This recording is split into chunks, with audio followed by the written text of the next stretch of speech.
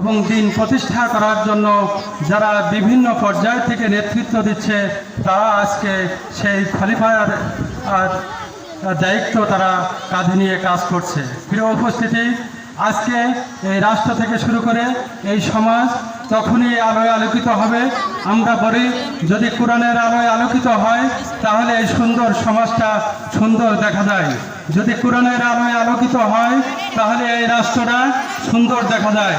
তেমনি সেই আলোয় আলোকিত করবার জন্য যে ব্যক্তিটি তার জীবদ্দশায় পুরোটা জীবন দিয়ে গেছে, শুধু বাংলাদেশের জমিনে নয় সারা বিশ্বের জমিনে তিনি সেই আলোয় আলোকিত করবার জন্য তার জীবনটা পর্যন্ত উৎসর্গ করে দিয়ে গেছেন আল্লামা দেলোয়ার হোসেন সাঈদী।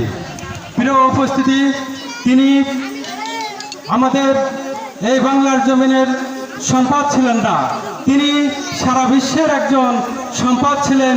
তিনি একজন কোরআনের পাখি ছিলেন, তিনি একজন কোরআনের আলোয় আলোকিত ছিলেন, যার কারণে তিনি সারা বিশ্বকে কোরআনের আলোয় আলোকিত করবার জন্য সাজাবার জন্য তিনি আমরণ চেষ্টা চালিয়ে গেছেন।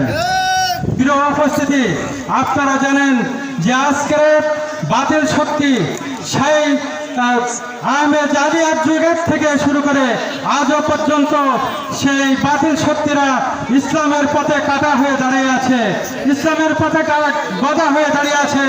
আজকের যদি আমরা কোরআনের আলো মনে প্রাণে ধারণ করে এই সমাজকে যদি আলো করাবার জন্য যদি আমরা এই মঞ্চ থেকে আমরা আওয়াজ তুলি, তাহলে আজকে যেমনভাবে বদরের যুদ্ধ বাতিলের শক্তি পালিয়েছে, যেমনিভাবে 24-এর চেতনায় বাংলার জমিন থেকে স্বৈরাচার পালিয়েছে, তেমনিভাবে আগামী দিনেও আজকে যদি মানুষের কণ্ঠে আওয়াজ তোলে এই সমাজ, আগামী দিন যদি আওয়াজ তোলে, আগামী দিনেও ইনশাআল্লাহ এই সমাজ থেকে বাতিল শক্তি পালাতে বাধ্য হবে।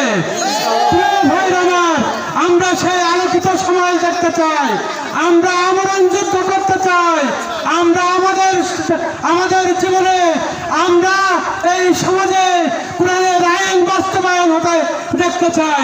তার জন্য আগামী দিনে আপনাদেরকে সংঘবদ্ধ হতে হবে, সংঘবদ্ধ প্রচেষ্টার মাধ্যমে, ঐক্যবদ্ধ প্রচেষ্টার মাধ্যমে আগামী দিনে ব্যালটের মাধ্যমে এই সমাজকে আপনারা আলোকিতর মুখ দেখাবেন, সেই মুখ উজ্জ্বল করবে বাংলার মসনদে এবং বাংলার মসনদ থেকে প্রকৃত আলো ছড়াবে এই সারা বাংলাদেশে। সেই আলোয় উদ্ভাসিত হয়ে আমরা সেই দিন কায়েমের প্রচেষ্টায় আমাদের ঐক্যবদ্ধ। আমি আমার সংক্ষিপ্ত আলোচনা এখানেই শেষ করছি। সকলের সুস্বাস্থ্য মঙ্গল কামনা করে আসসালামু আলাইকুম।